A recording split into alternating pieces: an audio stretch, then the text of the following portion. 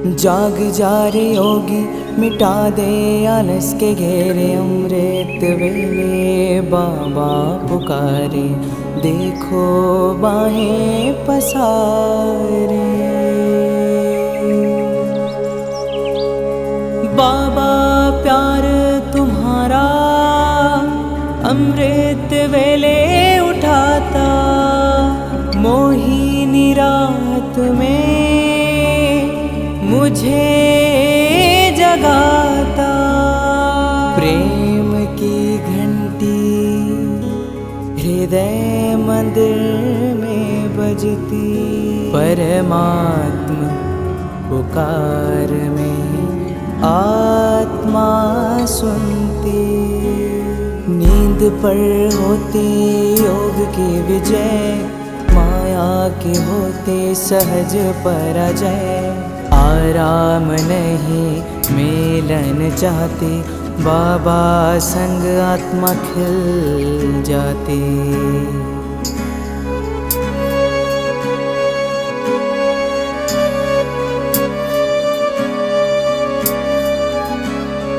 अपने कहा रात को अलविदा, परवाना हुआ क्षमा पे फिदा। समय से पहले बाबा जगाते, नयन खुलते ही मिलन कराते।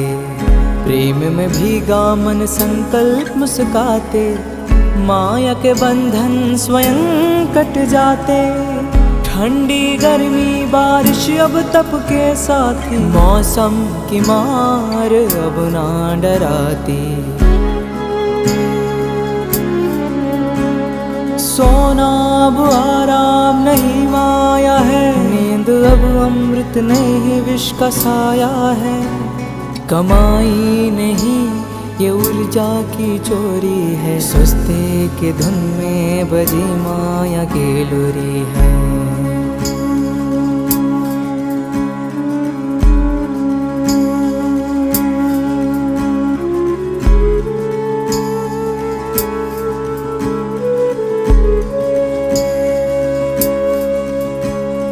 आराम की चाह वो रूह की लाचारी है, तप की राह में मन की हेरा फेरी है। जागृत में विश्व कल्याण का सूत्र हूँ, ब्रह्म मुहूर्त का प्रहरी मैं शिव पुत्र हूँ। सकल विश्व को तप से भरता, अमृत वेला में तपस्वी जलता। संकल्प से उठता नवयुग की नींव रखता, तप के ईंटों से स्वर्णिम स्वराज्य रचता। नींद की घड़ी अब बीत चुकी है, माया की छाया अब मिट चुकी है। वर्तमान में जलती है आत्मा की मशाल, मैं हूँ जागृत यही मेरा कमाल। बाबा की याद में स्वयं को गढ़ता, योग अग्नि से आलस को राख करता। मैं अब सो नहीं रहा मैं हो रहा हूँ, मैं अब खो नहीं रहा मैं जाग रहा हूँ। जाग जा रे योगी, मिटा दे आलस के घेरे। अमृत वेले बाबा पुकारे, देखो बाहें पसारे।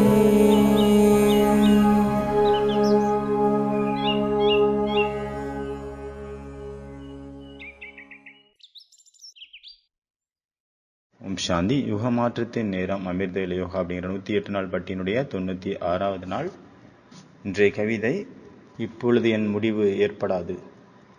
ஏனெனில் இப்பொழுதுதானே நான் வந்துள்ளேன், இப்பொழுதுதான் வந்துள்ளது என்னுடைய வாழ்க்கை என்னும் காட்டில் வசந்தம். இப்பொழுது என்னுடைய முடிவு ஏற்படாது, என்னுடைய மரணம் ஏற்படாது. பச்சை பசுமை சூழ்ந்த வனமாக உள்ளது என் வாழ்க்கை.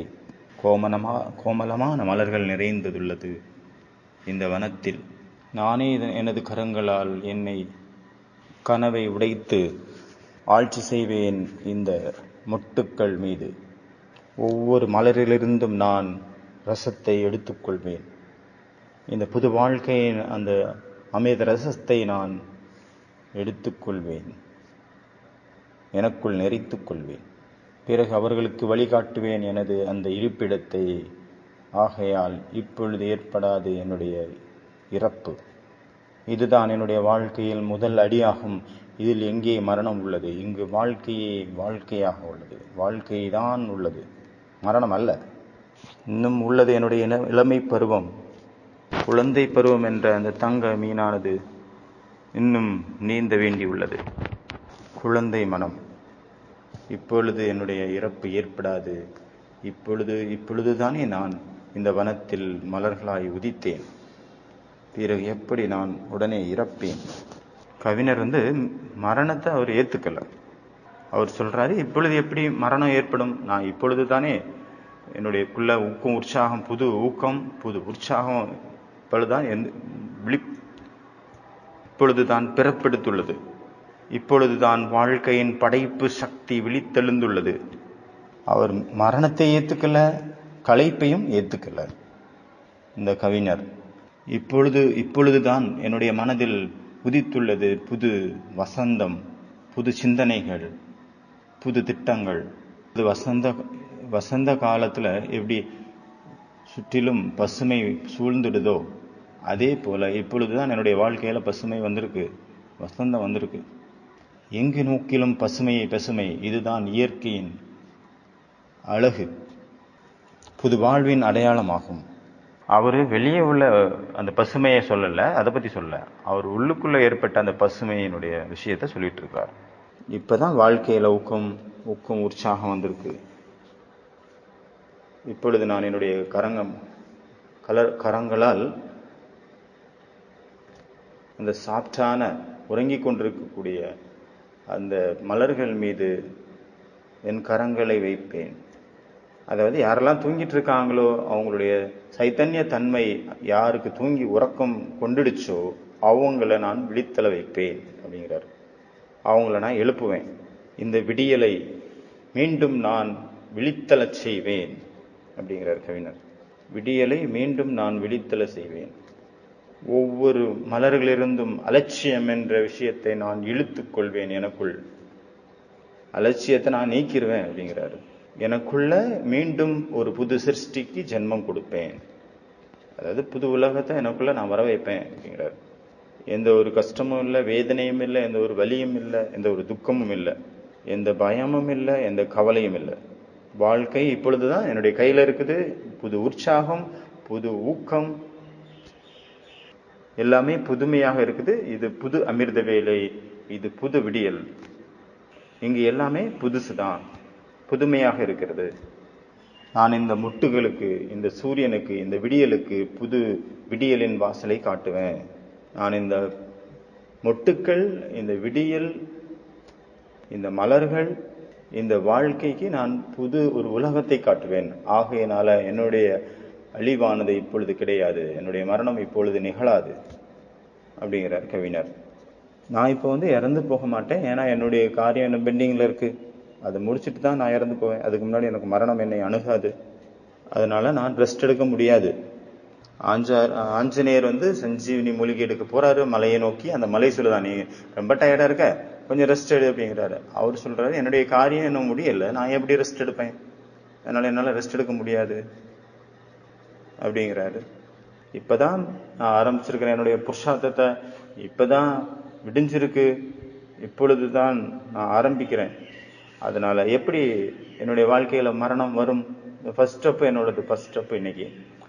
அதனால இது மரணம் கிடையாது, இங்கு வாழ்க்கை தான் இருக்குது. எங்கு நோக்கினாலும் அங்கு வாழ்க்கை, ஜீவன். சூரியனின் கிரணத்துக்கு கீழே எப்படி ஒரு குழந்தை விளையாடுமோ அதே போல என்னுடைய குழந்தை மனசானது தங்க ஒளிக்கிரணங்களுக்கு கீழே விளையாடிட்டு இருக்குது. இப்பொழுதுதான் விதைக்கப்பட்ட விதை இனி ஒரு மரமாக மாறும் நாளை. இப்பொழுது எனக்கு இறப்பு ஏற்படாது, ஏனெனில் நான் இந்த சிருஷ்டியின் படைப்பு கர்த்தா. இந்த வாழ்க்கைங்கிற கடலில் நான் ஒரு அலையாவேன். ஆகையால் எனக்கு மரணம் ஏற்படாது. இப்பொழுது என்னுடைய மரணம் எப்படி ஏற்படும்? நான் இப்பொழுது தானே வந்திருக்கேன். இப்பொழுதுதான் என்னுடைய வாழ்க்கை என்னுடைய சுப ஆரம்பம் ஏற்பட்டது. டெய்லி புதுமையான அமிர்த வேலை, ஒவ்வொரு அமிர்த வேலை யோகமும், ஒவ்வொரு அமிர்த வேலை நேரமும் ஒரு புது தொடக்கம். இப்பொழுது வரைக்கும் என்னெல்லாம் நடந்ததோ என்னுடைய வாழ்க்கையில அது கடந்து போயிடுச்சு, அது இறந்துருச்சு. இன்று புது ஒரு தொடக்கம், புது வாழ்க்கை. இன்றைய விடியல் புதுசு, இன்றைய வாழ்க்கை புதுசு. இன்னைக்கு புது அமிர்த வேலை, இன்றைய அமிர்த வேலை. இன்றைய ஒவ்வொரு செயல்பாடும் புதுமை, புது ஆசீர்வாதங்கள், புது வரதானம். இப்ப நம்ம வானிலை கேட்டோம் இல்லையா, நம்மளுடைய வாழ்க்கையில ஒவ்வொன்றுமே வரதானம், புதுமையான வரதானம், புதுமையான ஆசீர்வாதம். டீச்சர்ஸுக்காக பாபா என்ன சொன்னாரு? ஆசீர்வாதம் அப்படின்னு சொன்னாரு. ஆனா வாழ்க்கையில எவ்வளவுக்கெவ்வளோ ஆசீர்வாதங்கள் கிடைக்குதோ அவ்வளவுக்கெவ்வளோ நீங்க சாட்சி ஆயிடணும். ஏன்னா ஆசீர்வாதம் அப்படிங்கிறது ஒரு பொறுப்பு, ஒரு பாதை. வரதானம் கட்டுப்பாடு, ஒழுக்கம். என்னுடைய தலைக்கு மேல பரமாத்மாவுடைய பாதுகாப்பு கவசம் இருக்குது, அவருடைய கை இருக்குது. இதுதான் பாதுகாப்பு. எனக்கு எந்த ஒரு விஷயத்திலும் பயம் இல்லை. ஏன் அப்படின்னா சுயம் பரமாத்மாவுடைய வரதான கரங்கள் என் சிரத்தின் மீது உள்ளது. அவருடைய வரதான கரம் கை என் தலைக்கு மேல இருக்குது எப்பவுமே. இந்த கை கண்ணுக்கு தெரியாது. பாதுகாப்பு கவசமும் புதுசு, வரதானமும் புதுசு, ஆசீர்வாதமும் புதுசு. பாபா இன்றைய வானிலை என்ன சொன்னாரு?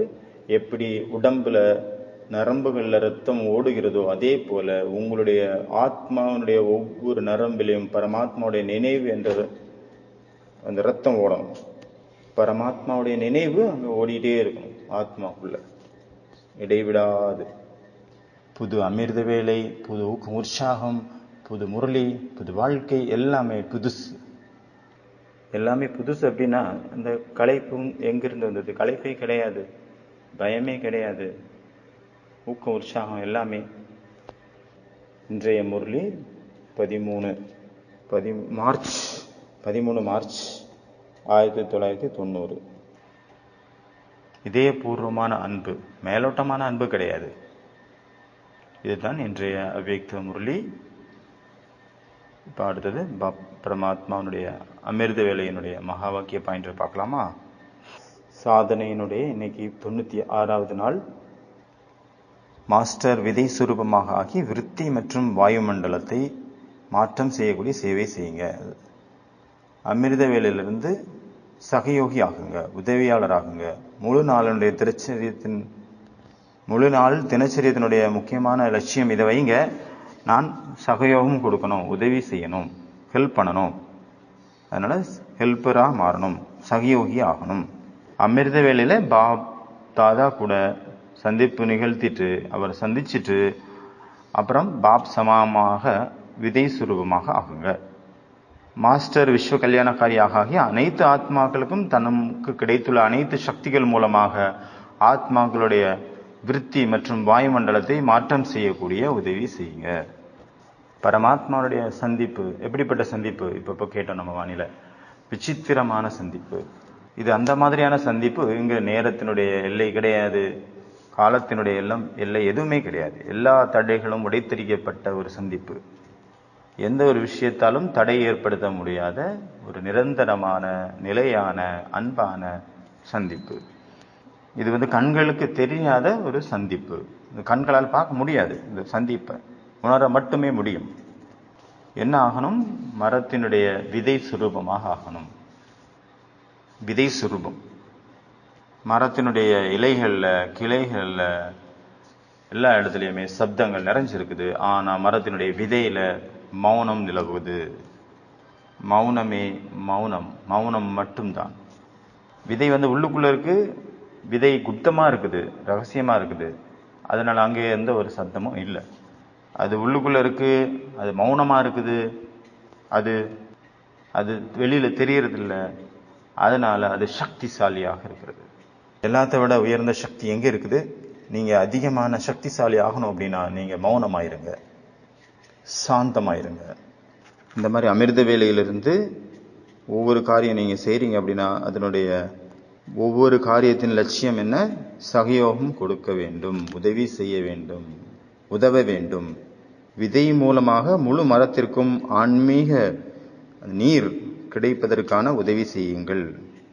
இதன் மூலமாக அனைத்து ஆத்மாக்கள் என்ற விதைக்கு, அதாவது இலைகளுக்கு பிராப்தி என்ற தண்ணி கிடைக்கிறதுக்கான அனுபவம் ஏற்படும். அதனால் அமிர்த வேளையிலிருந்து ஃபுல் டே எந்த காரியம் செஞ்சாலும் இந்த லட்சியம் மட்டும் வச்சுக்கோங்க. நான் உதவி செய்யணும், சகயோகம் கொடுக்கணும், சகயோகம் கொடுக்க வேண்டும். அதனால இன்னைக்கு ஒரு பிராக்டிஸ் பண்ணோம். நான் இந்த பூமியினுடைய மையப்பகுதி, பூமியினுடைய சென்டர் ஆஃப் த பூமி, அதில் நான் உட்கார்ந்துட்டு இருக்கிறேன் விதை சுரூபமாக. அந்த இடத்துல இருந்து முழு உலகத்திற்கும் நான் சக்திகளை, கிரணங்களை அனுப்பிட்டே இருக்கிறேன். முழு சிருஷ்டியும், அதாவது முழு உலகமும் அந்த கிரணங்களை ரிசீவ் பண்ணுது. அங்க இருக்கிற எல்லா ஆத்மாக்களும் அந்த கிரணங்களை ரிசீவ் பண்றாங்க, ஏத்துக்கிறாங்க. அவங்க எல்லார்கிட்டையும் போகுது அந்த கிரணங்கள், அவங்கள சென்று அடைகிறது. இந்த ஒரு யோகத்தை நம்ம இப்போ பிரயோகம் பண்ணணும். அதனால நான் விதை எப்படி இருக்கும்? ரொம்ப ரொம்ப சூட்சமா இருக்கும். விதை ரொம்ப சின்னதா இருக்கும், ரொம்ப சாந்தமா இருக்கும். ஆனால் அந்த விதைக்குள்ளதான் முழு மரமும் மறைந்திருக்கிறது. அதனால விதை ஆகிறதுக்கான பயிற்சி, அதாவது சாந்தமாகிறதுக்கான பயிற்சி, அதாவது சக்திசாலி ஆகிறதுக்கான பயிற்சி, அதாவது சுகத்தை பரப்புவதற்கான பயிற்சி, அதாவது உதவி செய்வதற்கான ஒரு பயிற்சி. இந்த உலகத்துக்கு நம்மளுடைய சொற்பொழிவு தேவை கிடையாது. இந்த உலகத்துக்கு நம்மளுடைய பிரேரணைகள் தான் தேவை, தூண்டுதல். சப்தங்கள் தேவையில்லை, நிசப்தம் தான் தேவை. அப்ப ஃபர்ஸ்ட் எல்லாத்தோட இன்னைக்கு ஃபர்ஸ்ட் காரியம் என்னது? சகயோகி ஆகணும், உதவியாளர் ஆகணும், அப்புறமா உதவி செய்யக்கூடியவங்கள ஆகணும், அப்புறம் ரெண்டாவது விதை சுரூபம் ஆகணும். விதை சுரூப பயிற்சி, அதை அனுபவம் பண்ணணும். விதை சுரூப பயிற்சியை ஒருவேளை நீங்க அமிர்த வேலை செஞ்சீங்க அப்படின்னா, அப்ப ஃபுல் டே அதனுடைய கிரணங்கள் பரவிட்டே இருக்கும்.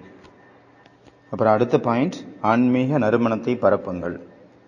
தினமும் அமிர்த வேளையில் விஸ்வ வரதானி சுரூபத்தில் விஸ்வ கல்யாணக்காரி பாபாவுடன் கூடவே கம்பைன்டு சுரூபமாக ஆகி, விஸ்வ வரதானி சக்தி மற்றும் விஸ்வ கல்யாணக்காரி சிவ் அவர் சக்தி கம்பைன்டு ரூபத்துல, சிவன் மற்றும் சக்தி அந்த இணைந்த ரூபத்துல மனுஷனுடைய எண்ணத்தின் மூலமாக அல்லது விருத்தியின் மூலமாக, வைப்ரேஷன் மூலமாக நறுமணத்தை பரப்புங்கள். எப்படி இன்றைய காலத்துல ஸ்தூலமான நறுமணம் கொண்ட சாதனங்கள் பலவிதமாக நறுமணத்தை பரப்புது. சிலர் ரோஜா மலர்களுடைய நறுமணம் வச்சிருக்கிறாங்க, சிலது சந்தனத்தினுடைய நறுமணம். அந்த மாதிரி நீங்க கூட சுகம், சாந்தி, சக்தி, அன்பு, ஆனந்தம் அப்படிங்கிற பலவிதமான நறுமணத்தை பரப்புங்க. டெய்லி அமிர்த வேளை பலவிதமான வைப்ரேஷன்ஸ் அப்படிங்கிற அந்த நீர் வீழ்ச்சி, அந்த ஃபால்ஸ் போல, அதே போல அந்த உலக உருண்டையின் மீது அந்த கதிர்களை, கிரணங்களை பரப்புங்கள். வெறும் சங்கல்பத்தினுடைய சுவிட்சை ஆன் செய்யணும், அவ்வளவுதான். இது உங்களுக்கு வரும் தானே பாபா கேட்கிறாங்க. ஏனென்றால் இன்றைய உலகம் முழுவதும் அசுத்த உள் உணர்வினுடைய துர்நாற்றம் பரவி கிடக்கிறது. அதை நறுமணம் மிக்கதாக மாற்ற வேண்டும். அதை நறுமணம் மிக்கதாக மாற்றுங்கள். இப்படி ஒரு சந்தன மரம் இருக்குது அப்படின்னா, அதை சந்தன மரத்தை வெட்டணும் அப்படின்னா அதனுடைய நறுமணம் இன்னும் அதிகமாகுது. பாபா என்ன சொல்றாரு?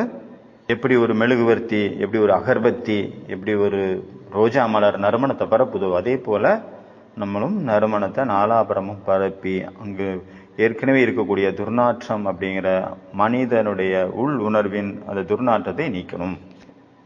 அந்த நறுமணத்தை பரப்பணும் அதுக்கு பதிலாக. அதனால இன்னைக்கு ரெண்டாவது ஹோம்ஒர்க் என்ன அப்படின்னா, ஒரு ஊதுபத்தி எடுங்க, அதை பற்ற வச்சு உங்க முன்னாடி வைங்க, அதுக்கு முன்னாடி உட்காருங்க, அதுக்கு முன்னாடி உட்கார்ந்து பாருங்க அது எப்படி கொஞ்ச நேரத்தில் அப்படி பரவி முழு ரூமையும் நறுமணம் மிக்கதாக மாத்துது இல்லையா? அப்படி பார்த்துட்டே நீங்க உங்களுடைய யோக பிரயோகத்தை பண்ணணும். அதாவது நானும் இந்த ஊதுபத்தி மாதிரி நறுமணத்தை முழு உலகத்துல, எப்படி அது ஒரு ஊதுபத்தி முழு ரூமையை நறுமணம் மிக்கதாக மாத்திடுச்சோ, அதே போல நானும் ஆத்மா இந்த பத்தி போல, ஊதுபத்தி போல நாலாபுரமும் முழு உலகத்திலையும் நறுமணத்தை பரப்பணும். முழு உலகத்திலையும் விகாரங்களுடைய துர்நாற்றம் வீசிட்டு இருக்கு. இந்த துர்நாற்றம் நிறைந்த சரீரத்துக்கு பின்னாடி தான் மனிதர்கள் பைத்தியம் போல சுத்திட்டு இருக்காங்க. அப்ப என்ன பண்ணணும்? நறுமணத்தை பரப்பணும். ஒரு பூ இருக்குது அப்படின்னா அது கூப்பிடாது, வா என்னை நுகர்ந்து என் நறுமணத்தை எடுத்துக்கொள் அப்படி சொல்லாது. அது தானாவே ஆட்டோமேட்டிக்காவே அந்த நறுமணம் போயிட்டே இருக்கு, அது பரப்பிட்டே இருக்கு. அதோட வேலை அது யாரையும் கூப்பிடுறது இல்லை, அது ஆட்டோமேட்டிக்கா நறுமணத்தை பரப்பிட்டு இருக்கு, அவ்வளவுதான். வேற எந்த இதுவும் செய்யறது இல்லை. இன்னைக்கு ஒரு அபியாசம், முதல் பயிற்சி நான் இந்த பூமியினுடைய நடுப்பகுதியில விதை சுரூபமாக நான் ஆத்மா அமர்ந்து இருக்கிறேன். என்கிட்ட ஒளிக்கிரணங்கள் இந்த உலகம் ஃபுல்லா நாலாபுறமும் பரவிட்டே இருக்குது. அப்புறம் 2வது பயிற்சி இந்த அகர்பத்தி பார்த்தோம்ல, அகர்பத்தியை பற்ற வச்சுட்டு அது எப்படி முழு ரூம்லையும் பரப்புதோ அதே போல நானும் பரப்புறேன். என்னுடைய நறுமணம், குணங்களின் நறுமணம், சக்திகளின் நறுமணத்தை பரப்பிட்டு இருக்கேன் இந்த உலகம் ஃபுல்லா. அடுத்த பாயிண்ட் பாபாவுடைய மகா வாக்கியம், தன்னுடைய பரிஸ்தா சுரூபத்தின் மூலமாக சாட்சாத்காரம் செய்வீங்கள். மனசா சேவையின் மூலமாக, மனதினுடைய சேவையின் மூலமாக பவர்ஃபுல் எப்படி ஆவது, இதற்காக விசேஷமாக பிளான் பண்ணுங்க. வார்த்தைகள் மூலமாக சேவை செய்வதன் கூடவே மனசா சேவை செய்யும் போது அது ரொம்ப தூரம் வரைக்கும் அது காரியம் செய்கிறது. அந்த மாதிரி அனுபவம் ஆகும். இன்றைய காலத்துல மக்கள் பார்க்கறாங்க இல்லையா, பறக்கும் தட்டு வந்ததா. அதே போல உங்களுடைய பரிசா சுரூபம் நாலா பக்கமும் தெரிய வரும் மற்றவங்களுக்கு. அப்புறம் அவங்க சப்தம் வரும், இது யாரோ இந்த பக்கம் சுத்தி வராங்க அப்படிங்கிற மாதிரி நாலா பக்கம் எல்லாரும் பேசுவாங்க. உங்களுடைய சுரூபத்தை அவங்க பார்ப்பாங்க, அவங்களுக்கு தெரியும். அதை பார்த்துட்டு பறக்கும் தட்டு வந்ததா எப்படி உலகம் ஃபுல்லா சொல்லிட்டு இருக்காங்களோ அதே போல உங்களுடைய பரிசா சுரூபத்தை பார்ப்பாங்க. அப்புறம் இது யாரு அப்படின்ட்டு அவங்களுக்குள்ளேயே பேசிப்பாங்க. அதனால உங்களுடைய பரிசா சுரூபம் எல்லாத்துக்கும் தெரிய வரும் அப்படிங்கிறாரு பாபா. அப்புறம் அதை பத்தி ரிசர்ச் பண்ணுவாங்க. ஆனால் உங்களுடைய சாட்சாத்காரம் மேல இருந்து கீழே வரும்போதே அங்க நடந்துரும். அவங்க புரிஞ்சுப்பாங்க, இது அதே பிரம்மா குமாரிகள் தான் பரிஸ்தா ரூபத்துல சாட்சாத்காரம் கொடுத்துட்டு இருக்கிறாங்க அப்படின்னு புரிஞ்சுப்பாங்க. இப்பொழுது இந்த பரபரப்பை ஏற்படுத்துங்கள். அதனால விசேஷமாக அமிர்த வேளையில சரீரத்திலிருந்து விடுபட்டு உங்களுடைய அந்த வாகனம் அப்படிங்கிற அந்த சரீரத்தின் மூலமாக சுற்றி வாருங்கள். சுற்றி வருவதற்கான அந்த பயிற்சி பண்ணுங்க. இந்த பயிற்சி ரொம்ப ரொம்ப முக்கியம். ஆஸ்ட்ரல் டிராவல், ஆஸ்ட்ரல் பொசிஷன், அதாவது அந்துவாக சரீரம் அப்படிங்கிற பேரு. அதன் மூலமா டிராவல் பண்ணி வாங்க. அப்படி டிராவல் பண்ணி போறதுக்கான பயிற்சி பண்ணுங்க அப்படிங்கிறார் பாப்பா. இந்த பயிற்சி ரொம்ப ரொம்ப முக்கியம். இந்த மாதிரி அனுபவம் பண்ணுங்க. பிராக்டிக்கலாவே நான் அங்க போனேன், அங்க போய் எல்லாத்தையும் பார்த்துட்டு வந்தேன் அப்படிங்கிற மாதிரி நல்லா பிராக்டிஸ் பண்ணுங்க. மற்றவங்களும் அந்த மாதிரி அனுபவம் பண்ணோம். இவங்க எங்ககிட்ட வந்தாங்க பரிஸ்தா ரூபத்துல, இந்த பரிஸ்தா எங்ககிட்ட வந்தாரு, அப்புறம் அந்த பரிஸ்தா எங்க போனாரு அப்படின்ட்டு எல்லாம் தேட ஆரம்பிப்பாங்க. ஒருவேளை இவ்வளோ பரிஸ்தாக்கள் சுத்தி வராங்க அப்படின்னா ஆட்டோமேட்டிக்காவே எல்லாருடைய அட்டென்ஷனும் அங்கு ஏற்படும், அங்க போகும். அதனால் இப்பொழுது சாகாரி சேவையின் கூடவே ஆகாரி சேவையும் ரொம்ப முக்கியம், ரொம்ப ரொம்ப அவசியம். சாகாரி சேவையின் கூடவே ஆகாரி சேவையும் ரொம்ப ரொம்ப அவசியம். 3வது காரியம் என்ன? சரீரத்திலிருந்து விடுபடுங்க, போங்க. சரீரத்திலிருந்து விடுபட்டு சுத்தி வாருங்க. எப்ப நம்ம சரீரத்திலிருந்து விடுபடுறோமோ, எப்ப நம்ம டிட்டாச் ஆயிடுறோமோ, அப்போ ஆத்மாக்குள்ள சக்திகள் நிறைஞ்சிருது. அடுத்தது 4வது பாயிண்ட், வரதானம் கொடுங்கள். அமிர்த வேலை நாலாபுரமும் தமோ பிரதானமான வாத்தாவரண சூழ்நிலையுடைய வைப்ரேஷன் அங்க மறைஞ்சிருக்குது. அதாவது தமோ குணமான அந்த பிரபாவம் அங்க கீழே போயிருது. அந்த மாதிரியான நேரத்துல எளிதாக நீங்க மற்றவங்களுடைய கூக்குரலையும் கேட்கலாம், அதுக்கு நீங்க ஹெல்ப்பும் பண்ணலாம். அழைப்பை கேட்பதும் ஈஸி, அவங்களுக்கு உதவி செய்வதும் ஈஸி. வரதானத்தை எடுப்பதும் எளிதானது, தானம் கொடுப்பதும் எளிதானது. ஏனென்றால் அந்த நேரத்துல அந்த நேரத்து சூழ்நிலை, அந்த சீதோஷ்ண நிலை நம்மளுடைய உள் உணர்வுகளை மாற்றக்கூடிய நேரமாக இருக்கிறது, மாற்றிவிடுகிறது. அந்த நேரத்துல வரதானி ஆத்மாக்களுடைய உங்களுடைய சுயம் ஸ்திதி கூட பாபாவுக்கு சமமாக விசேஷமான வரதானங்களுடைய குடைநிலையில் இருக்கக்கூடிய காரணத்தினால பாப் சமான், சம்பன்ன மற்றும் தாத்தாப்பன் அந்த வள்ளலனுடைய ரூபத்துல நிலைச்சிருக்கிறீங்க, நிலைச்சிருக்க முடியும். பிரம்மலோக நிவாசியான பாபா விசேஷமான ரூபத்துல ஞான சூரியனுடைய ஒளி மற்றும் சக்திகள், கிரணங்கள் விசேஷமாக குழந்தைகளுக்கு வரதானத்தினுடைய ரூபத்தில் கொடுக்கிறாரு. ஆகையால் தான் இந்த நேரத்தை பிரம்ம முகூர்த்தத்தினுடைய நேரம் என்று சொல்லப்படுகிறது. அதனால நீங்க இந்த நேரத்தை உங்களுடைய உயர்ந்த ஸ்திதி மற்றும் முழு நாளினுடைய ஸ்திதிக்கான கர்மம், ஒரு முழு நாள் கர்மத்தினுடைய ஸ்திதிக்கான செட்டிங்காக இந்த பிரம்ம முகூர்த்தத்தை எடுத்துக்கொள்கிறீர்களா? எந்த மாதிரியாக நீங்க அதை எடுத்துக்க முடியும் நினைக்கிறீங்களோ அந்த மாதிரி எடுத்துக்க முடியும், ஃபிக்ஸ் பண்ண முடியும். கூடவே அவ்யக்த வதனவாசியாக இருக்கக்கூடிய, சூட்சும வதனவாசியாக இருக்கக்கூடிய பிரம்மா பாபா பாக்கிய விதாதாவினுடைய ரூபத்துல அமிர்த வேலை பாக்கியம், அதாவது அமிர்தத்தை கொடுக்கின்றார், வழங்குகின்றார், டிஸ்ட்ரிபியூட் பண்றாரு. அதனால எவ்வளவு பாக்கியம் அப்படிங்கிற அமிர்தத்தை பிரம்மா பாபா கிட்ட இருந்து எடுக்க முடியுமோ அவ்வளவு எடுத்துக்கோங்க. ஆனால் புத்தி என்ற அந்த கலசமானது, பாத்திரமானது அமிர்தத்தை ஏற்றுக்கொள்ளக்கூடிய தகுதியானதாக இருக்க வேண்டும். எந்த ஒரு விதமான விக்னமும் இருக்கக்கூடாது, எந்த ஒரு ப்ராப்ளமும் அங்கு இருக்கக்கூடாது, எந்த ஒரு சிந்தனையும் இருக்கக்கூடாது. அதனால அந்த மாதிரியான பிரம்ம முகூர்த்தத்தினுடைய நேரத்துல வாங்குறதும் கொடுக்கறதும் சமமாக இருக்கிறது, ஈஸியா இருக்கு. நம்ம எடுத்துக்கலாம், அதை கொடுக்கலாம். வரதானி மற்றும் மகாதானி ரெண்டு பாட்டுமே கூடவே நடக்குது. அந்த மாதிரியான யார் உயர்ந்த ஒரு மனநிலையில நிலைச்சிருக்கக்கூடிய ஆத்மாக்களாக இருக்காங்களோ, உபகாரம் செய்யக்கூடிய ஆத்மாக்களா இருக்காங்களோ, அவங்களுக்கு மற்ற ஆத்மாக்களுடைய கூக்குரல் தெளிவாக கேட்கும். அந்த அளவு தெளிவாக உங்களுக்கு கேட்கும். யாரோ காதுக்கு பக்கத்துல வந்து உங்களுக்கு பேசுறது மாதிரியே கேட்கும். பக்தர்களுடைய கூக்குரலும் உங்களுக்கு கேட்கும், பக்தர்களுடைய குரலும் கேட்கும். அவங்க அந்த மாதிரி நினைப்பாங்க, உண்மையிலேயே யாரோ என்ன கூப்பிடுறாங்க. ஆகையினால அமிர்த வேலை விசேஷமாக பக்தர்களுடைய அந்த கூக்குரலை கேளுங்க, பக்தர்களின் அழைப்பை கேளுங்க, துக்கமான ஆத்மாக்களுடைய துக்கத்தினுடைய கூக்குரலை கேளுங்க, தாகத்தில் இருக்கக்கூடிய ஆத்மாக்களுடைய பிரார்த்தனைகளை கேளுங்க. அப்போ ஒரு பொழுதும் உங்களுக்கு தூக்கமே வராது. புரிந்ததா? சம்ஜா? புரிஞ்சதா? அப்ப இந்த எல்லா பிரபந்தமும் என்ன, எதுக்காக? தூக்கத்தை கலைப்பதற்காக, நம்ம அமிர்த வேலையில தூங்காம இருக்கிறதுக்காக தான் இந்த எல்லா பிளானும் பாபா பண்றாரு. அதனால இன்னைக்கு 4 காரியம். முதல்ல வந்து உதவியாளராகுங்க, சகயோகி ஆகுங்க. 2வது நறுமணத்தை பரப்புங்க. 3வது ஃபரிஸ்தா ஆகுங்க. 4வது கூக்குரலை கேளுங்கள், வரதானி ஆகுங்க. அதனால அடுத்த பிராக்டிஸ் வந்து குளோபல், அதாவது முழு உலக உருண்டை இருக்குது, அதனுடைய எல்லா ஆத்மாக்களும் அவங்க நன்மை அடையணும் அப்படிங்கிற வரதான சுரூபம். அதனால தூங்குறதுக்கு முன்னாடி இந்த ஒரு எண்ணம் வச்சுட்டு தூங்கணும். இந்த சிருஷ்டியில் இருக்கக்கூடிய அனைத்து ஆத்மாக்களும் நன்மை அடையட்டும், இந்த சிருஷ்டியினுடைய அனைத்து ஆத்மாக்களும் நன்மை அடையட்டும், அவங்க எல்லாருமே மகிழ்ச்சி அடையட்டும், அவங்களுக்கு நல்ல தூக்கம் வரட்டும், அனைத்து ஆத்மாக்களின் துக்கமும் தூரமாகட்டும். ஏன்னா நிறைய பேர் தூக்கம் இல்லாமல் இருக்காங்க. தூக்க மாத்திரை சாப்பிட்டு தூங்க ட்ரை பண்ணுறாங்க, ஆனாலும் தூக்கம் வர மாட்டேங்குது. அதனால இந்த ப்ராக்டிஸ் மூலமாக என்ன பண்ணோம், நம்ம எல்லாருக்கும் கொடுக்கக்கூடிய பயிற்சி பண்ணணும். நம்ம எவ்வளோக்கெவ்வளோ கொடுப்போமோ அந்த அளவு நமக்கு உள்ள நிறையும். ஒருவேளை நம்ம கொடுக்கல அப்படின்னா ஞானம் என்ன ஆகும்? ஞானம் உள்ளே இருந்து கெட்டு போயிடும், வேஸ்டாக போயிடும். ஏன்னா ஞானம் என்பது ஒரு ஓட்டம், அது ஒரு இடத்துல இருந்ததுன்னா கெட்டு போயிடும். அதனுடைய சுபாவம் ஓடணும், ஓடிட்டே இருக்கணும்.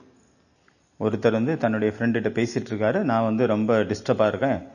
ஏன்னா அவர் கேட்குறாரு, எதனால டிஸ்டர்பாக இருக்கிற? இவர் சொல்கிறார், என்னுடைய ஒய்ஃபு வந்து எப்போ பார்த்தாலும் பைசா கேட்டுகிட்டே இருக்காங்க, பைசா பைசா பைசா. அவர் ஃப்ரெண்டு கேட்குறாரு, நீ எப்போவாவது கேட்டியா அந்த பைசா வச்சு நீங்கள் என்ன பண்ணுறீங்கன்னு எப்போவாது நீ கேட்டியா? எவர் சொல்கிறாரு, இல்லை, எப்போ பார்த்தாலும் பைசா பைசா பைசாவே கேட்டுட்டு இருக்கிறாங்க. சரி, அவங்க என்னதான் பண்றாங்க அப்படிங்கிறாரு. எனக்கு என்ன தெரியும் அப்படிங்கிறாரு ஃப்ரெண்டு. இவர் என்ன சொல்றாரு, அவங்க பணம் என்ன பண்றாங்கன்னு எனக்கு தெரியாது, ஏன்னா நான் பணம் கொடுத்ததே இல்லை, கொடுக்கறதே இல்லை, பணத்தை பிடிச்சி வச்சுட்டு இருக்கிறாரு. அதனால கொடுக்கறதுல தான் சுகம். நமக்குள்ள என்னெல்லாம் கலைகள் இருக்குது, என்னெல்லாம் ஞானம் இருக்குதோ அதை மற்றவங்களுக்கு கொடுங்க. அப்போ வந்து அந்த கலைகள் என்ன ஆகும்? டெவலப் ஆகும், அது ஓடும், அதனுடைய ஓட்டம் ஆரம்பமாகும். ஞானம் வந்து பாபாவுடையது, அவர்கிட்ட வந்து நமக்கு கிடைக்குது. நம்ம அதை மற்றவங்களுக்கு கொடுக்காம நமக்குள்ளே வச்சிருந்தோம் அப்படின்னா என்ன ஆகும்? மேல இருந்து வர்றது நின்று போயிடும். ஆகையினால ஞானத்தை நிறுத்தக்கூடாது, அதை ஓட விடணும். எங்க ஆஸ்பத்திரியில் ஒரு மாதாஜி வந்திருந்தாங்க. அவங்க பார்த்தீங்கன்னா கொடுத்துட்டே இருப்பாங்க. அவங்க ரூம் ஃபுல்லாக நிறைய பொருள் இருக்கும். நம்மகிட்ட பேசிகிட்டே இருப்பாங்க. பேசிகிட்டே இருந்துட்டு இந்தா இதையும் எடுத்துக்க, அப்போ கொஞ்ச நேரம் பேசிட்டு இந்தா இதையும் எடுத்துக்க, அப்போ கொஞ்ச நேரம் பேசுவாங்க, மறுபடியும் இந்தா இதையும் எடுத்துகிட்டு போகும். அப்போ நம்ம அங்கே இருந்தோம் அப்படின்னா நமக்கு எல்லாத்தையும் கொடுத்து ரூமை காலி பண்ணிடுவாங்க. அந்த அளவு அவங்க கொடுக்கக்கூடிய சமஸ்காரம். கொடுத்துட்டே இருக்காங்க. ஒவ்வொருத்தருக்கும் இந்த மாதிரி சமஸ்காரம். இந்த எடுத்துக்கோ, யாரெல்லாம் வராங்களோ அவங்களுக்கு இந்த எடுத்துக்கோ, கொடுத்துருங்க. எதுக்கு வச்சு என்ன பண்ண போறீங்க? அப்போ வந்துக்கிட்டே இருக்கும்.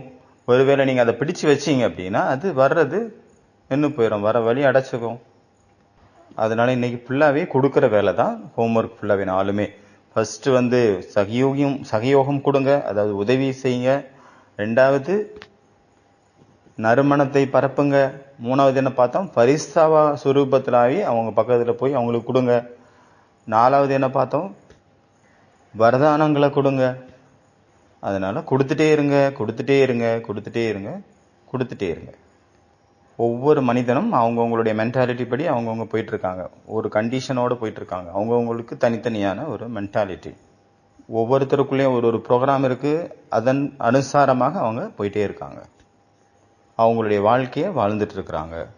இந்த எல்லா ஞானமும் அது ஒரு ரீப்ரோக்ராம் பண்றது மாதிரி. இது வரைக்கும் நமக்குள்ள என்னெல்லாம் நம்ம பண்ணிட்டு இருந்தோமோ அந்த பழக்க வழக்கங்கள், அந்த எல்லா விஷயங்களையும் அங்கே உடைச்சிட்டு புது ப்ரோக்ராம் பண்றது தான் இந்த ஞானம். ரீப்ரோக்ராம் பண்றது தான் இங்க ஒர்க்கு. வேலை நடக்கிறதே, வேலையே எதுல நடக்குது? நம்மளுடைய எல்லா ப்ரோக்ராமையும் ரீப்ரோக்ராம் பண்றோம். எதெல்லாம் நேச்சுரலோ அது நம்மளுடைய ஒரிஜினல் சுரூபம். எது நேச்சுரல் இல்லையோ, அன்நேச்சுரலா இருக்கோ அது நம்மளுடைய சுரூபம் அல்ல. ஏன் எப்படின்னா, நம்ம பார்த்துருக்கீங்களா, நம்ம நடக்கும்போது பார்த்தீங்கன்னா அவ்வளோ குளிராது இந்த குளிர் சீசனில். அப்புறம் ஓடும்போதும் நமக்கு குளிராது. ஆனால் நம்ம வண்டியில் போகிறோம், 2 வீலரில் போகிறோம் அப்படின்னா குளிருது. ஏன்? ஓடும்போது குளிரில், நடக்கும்போது குளிரில். ஆனால் வண்டியில் போகும்போது, பைக்கில் போகும்போது ரொம்ப குளிருது. ஏன்? ஏன்னா ஃபாஸ்ட்டாக ஓடுறது நம்மளுடைய நேச்சுரல் சுபாவம் அல்ல. நம்மளுடைய நேச்சுரலான சுபாவம் என்னது? நடக்கிறது தான் நம்மளுடைய நேச்சுரலான சுபாவம். நம்மளுடைய நேச்சுரலான சுபாவம் பறப்பது. ஃப்ளைட்டில் பறக்கிறது இல்லை, ஆத்மா பறக்கிறது. அதனால உங்களுடைய நேச்சுரல் சொரூபத்துக்கு மீண்டும் வாங்க, கம்மிங் பேக். அதனால எவ்வளவு முடியுமோ அந்த அளவு இயற்கைக்கு சமீபத்தில் போங்க. இயற்கையினுடைய ஆகாரங்களை சாப்பிடுங்க, இயற்கையான ஆகாரங்களை சாப்பிடுங்க. எந்த அளவு நம்ம இயற்கைக்கு பக்கத்தில் நெருக்கமாக போவோமோ அந்த அளவுக்கு நமக்கு சரீரத்தில் உள்ள எல்லா அசுத்தங்களும் நீங்கி போயிடும். சரீரம் கூட ஆரோக்கியமாயிரும், அப்புறம் நிரோகியாயிரும், நோயற்றதாக மாறிடும். அப்புறம் உங்களுடைய ஊர்ஜா லெவல், சக்தியினுடைய லெவல் ரொம்ப ஹை ஆயிரும்.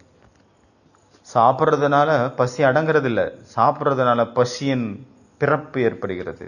பசி அங்கே இன்னும் கூடுது. Hunger comes from eating. இது ஒரு புரட்சிகரமான ஒரு மகா வாக்கியம். பசியானது சாப்பிடுவதிலிருந்து உதிக்கிறது. துவாபர யுகத்திலிருந்து யாருடைய பசியும் அடங்கலை. அதனால யாருடைய வயிறாவது எப்போது நிறைஞ்சிருக்கா? ஒரு நாளும் நிறையவே செய்யாது. இந்த 108 நாள் பட்டியினுடைய நம்ம நிறைய சேலஞ்சு நம்ம பண்ணோம். ஃபர்ஸ்ட் சேலஞ்ச் என்ன? 2லிருந்து 5 மணி வரைக்கும் அமிர்தோல யோகா பண்ணணும் அப்படிங்கிறது. ரெண்டாவது என்ன? அப்புறம் 14 நாள் நம்ம என்ன ப்ராக்டிஸ் பண்ணோம்? அந்த வீகனிசம், அதாவது இயற்கையான உணவு மட்டும். 84 நாள் நம்ம என்ன ப்ராக்டிஸ் பண்ணோம்? ஞாபகம் இருக்கா? ஏற்கனவே பட்டி கண்டினியூ பண்ணிட்டு இருக்கவங்களுக்கு தெரியும். 84 நாட்கள் அனிமல் ப்ராடக்டை அவாய்ட் பண்ணக்கூடிய பட்டி பண்ணியிருக்காங்க. அதாவது பால் ஐட்டம்ஸ், மில்க் ஐட்டம்ஸ் எல்லாமே எடுக்கக்கூடாது. எல்லா பனீர், பால், மோர், தயிர் எதுவுமே சாப்பிடக்கூடாது. அதை அவாய்ட் பண்ணக்கூடிய பட்டி 84 நாட்கள் அதை பயிற்சி பண்ணியிருக்காங்க. அப்புறம் இன்னொரு பட்டி நம்ம இப்போ கொடுக்குறோம். இன்னும் கடைசி 7 நாளைக்காக, லாஸ்ட்டு இன்னையிலேருந்து 7 நாள் ஒரு பட்டி. அதாவது லாஸ்ட்டு 7 நாள் வரப்போதில்லை, இன்னையிலேருந்து இல்லை, லாஸ்ட் 7 நாள் இருக்குல்ல, அன்னையிலேருந்து. அதாவது 31ஆம் தேதியிலிருந்து அப்புறம் 7 நாள், அப்போ 108 நாள் அன்னைக்கு முடியும்.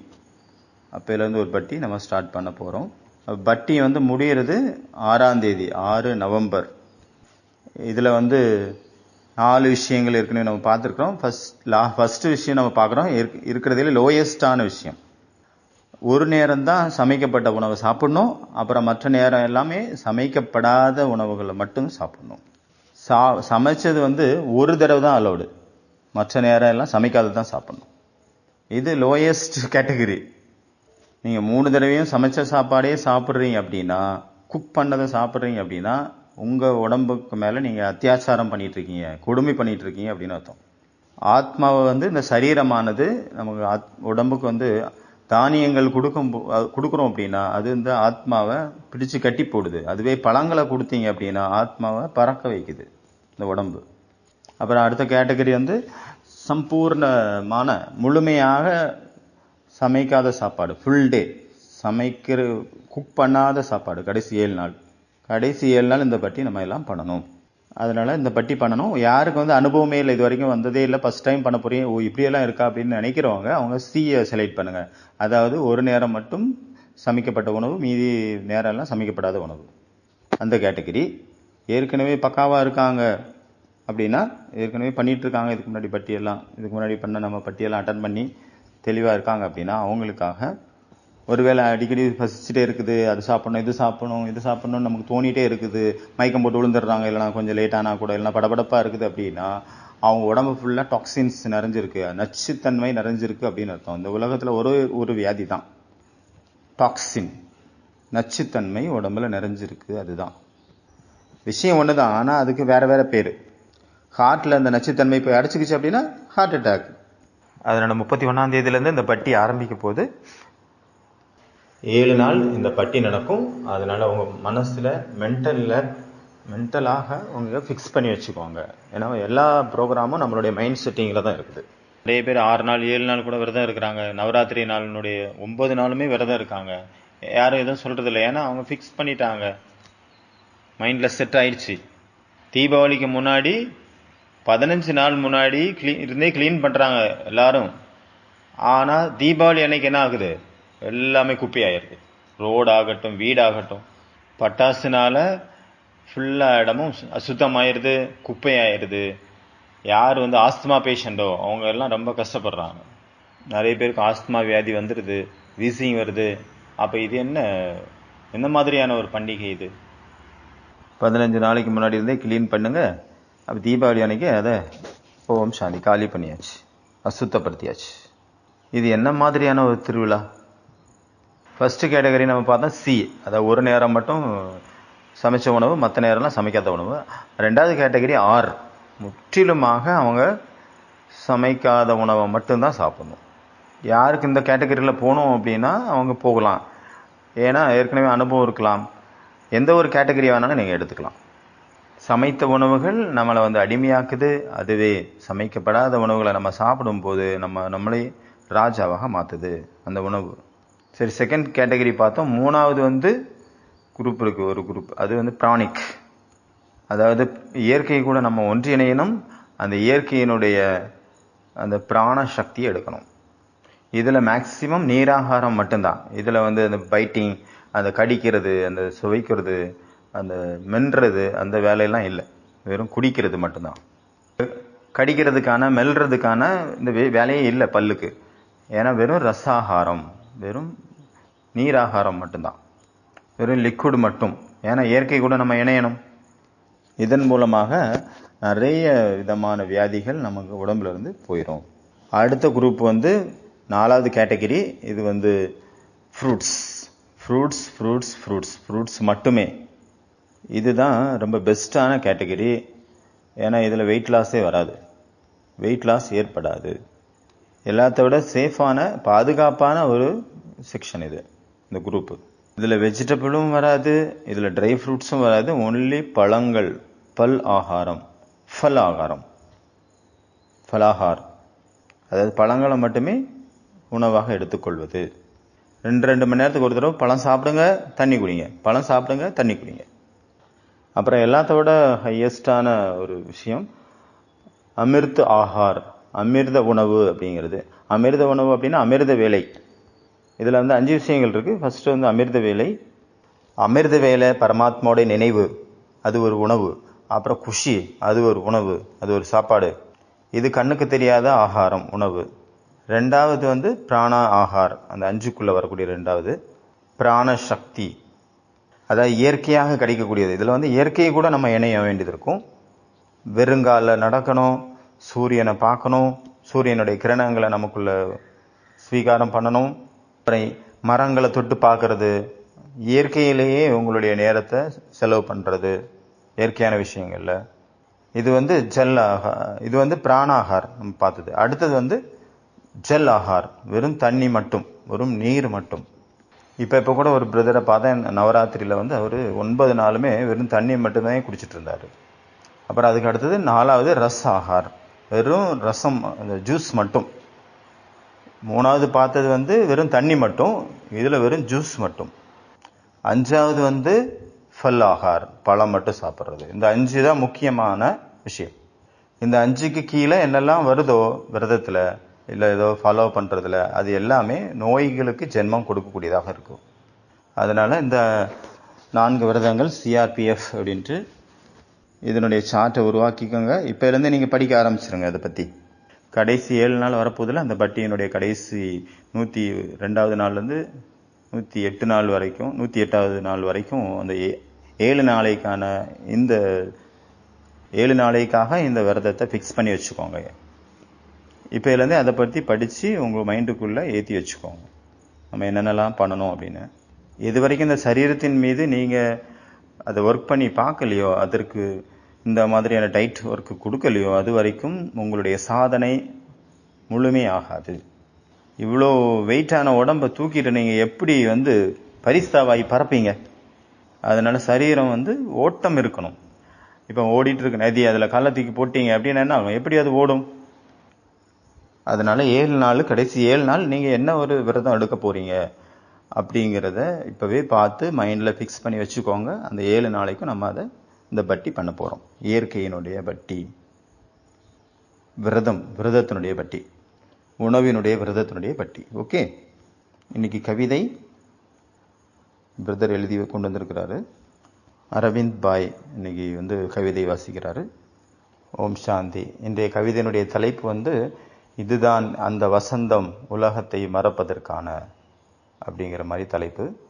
இதுதான் அந்த வசந்த காலம் உலகத்தை மறப்பதற்கு மற்றும் பிரபுவை நினைப்பதற்கானது. துக்கம் என்ற மேகங்கள் சூழ்ந்திருந்தது, கஷ்டங்கள் என்ற புயல் வீசிக்கொண்டிருந்தது. உலகமானது மாற்றானாக தெரிந்தது. இதயத்தில் இருந்தது ஆசை, பிரபுவை சந்திப்பதற்கான ஆசை, இறைவனை அடைவதற்கான ஆசை. பிரபுவை அடைவதற்கு, பிரபுவை சந்திப்பதற்கான இதுதான் வசந்த காலம் ஆகும். பிரபுவின் சங்கத்தில் இருங்கள், பிரபுவை போல் ஆகுங்கள். பிரபுவின் சங்கத்தில் இருங்கள், பிரபுவாக ஆகிவிடுங்கள். பிரபுவை போல் ஞானத்தின் ரத்தினங்களால் அலங்கரிக்கப்பட்டவர்கள் ஆகுங்கள்.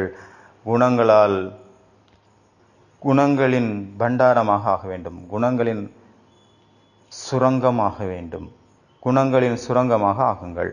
அவரை பார்ப்பதற்கான ஆசை, அவருடன் நிகழ்த்துவதற்கான ஆசை, அவரை காண்பதற்கான ஆசை இருந்தது இதயத்தில். இப்பொழுது அந்த அனைத்து ஆசைகளும் நிறைவேறிவிட்டது. இதுதான் உலகத்தை மறந்து பிரபுவை நினைப்பதற்கான வசந்த காலமாகும். உலகத்தின் மீது வைராக்கியம் இருந்தது, ஆனால் எந்த ஒரு வழிமுறையும் தெரியவில்லை இதை மறப்பதற்கு. உலகத்தின் மீது வைராக்கியம் இருந்தது, ஆனால் இதை மறப்பதற்கான எந்த வழியும் தெரியாமல் இருந்தது. இப்பொழுது ஆதாரமும் உள்ளது, பிரபுவும் இருக்கிறார். இந்த உலகத்தை எவ்வாறு மறப்பது என்று கற்றுக் கொடுத்தும் கொண்டிருக்கின்றார். இப்பொழுது என் மனதில், இதயத்தில் ஒரே ஒரு நெருப்பு தான் எரிந்து கொண்டிருக்கின்றது. இங்குள்ள யாரையும் நினைக்க கூடாது என்ற ஒரே ஒரு நினைவு மட்டும், ஒரே ஒரு நெருப்பு மட்டும், இங்குள்ள எவரையும் நினைக்க கூடாது என்ற நெருப்பு. இதுதான் உலகத்தை மறப்பதற்கான மற்றும் பிரபுவை சந்திப்பதற்கான ஒரு வசந்த காலம் ஆகும். இவ்வுலகம் விசித்திரமானது. இவ்வுலக மனிதர்கள் மாற்றான்கள். இவ்வுலகம் விசித்திரமானது. இங்குள்ள மனிதர்கள் மாற்றான்கள், நம்மவர்கள் அல்ல, என்னவர்கள் அல்ல. முக அளவில் தெரிகிறார்கள் நம்மவர்களாக, ஆனால் இதயத்தில் நிறைந்துள்ளது என்னவோ நம் மீது வெறுப்பு. ஆகையால் பிரபுவின் சங்கத்தில் மட்டும் இருக்க வேண்டும், வேறு யாரும் தேவையில்லை.